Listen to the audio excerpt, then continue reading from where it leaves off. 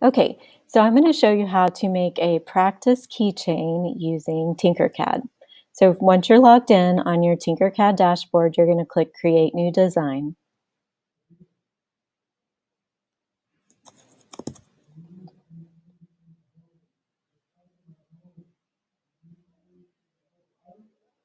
Okay, so we are going to create a keychain that is going to be a rectangle shape. So I'm going to drag out a box to start out.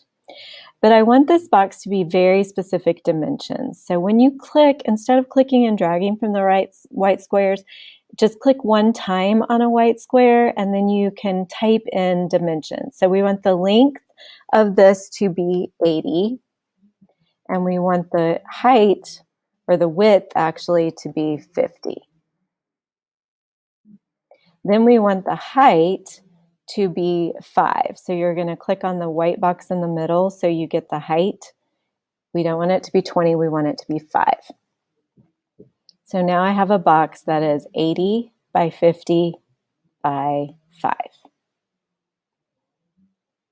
Then we're going to attach a cylinder to the top so that it has a place to attach to your keyring. So the first problem that we have here is I've brought over a cylinder and the height of that cylinder is 20. But I don't need it to be 20 tall, I want it to match. So I'm going to first make my height to be 5 so that it's the same height as my rectangle. So then here you have a couple of options. You could just get that so where it's right in the middle, and you could drag your imaginary box to group them, and you could go with that as your keychain. Or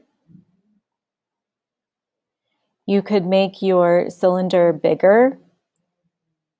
So I'm just going to make it 50 to be the same width as my rectangle.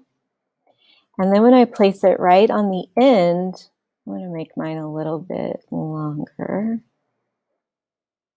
See how I match up the squares here with where the line is? Then when I group this together, it's just going to make a nice curved edge, sort of like a gift tag on my rectangle. So whichever way you want to do yours, you can just pause the video and then go do yours. So then the next step is to poke a hole in it. So you're going to use the whole cylinder and drag it over. And 20 by 20 is way too big. So I'm going to hold down Shift as I drag so that it stays in the shape of a hole, a circle.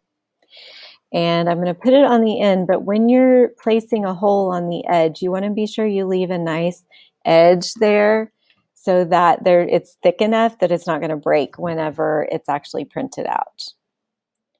So I'm going to adjust it so it's pretty much in the middle. Now when I group those together, it's going to cut my hole. So now I'm ready for my text. So I'm going to scroll down in my palette to this text option and drag a text over. So right now my text just says text. But if I look over here, this is called the inspector. I see the row that says text. So I could type STEM.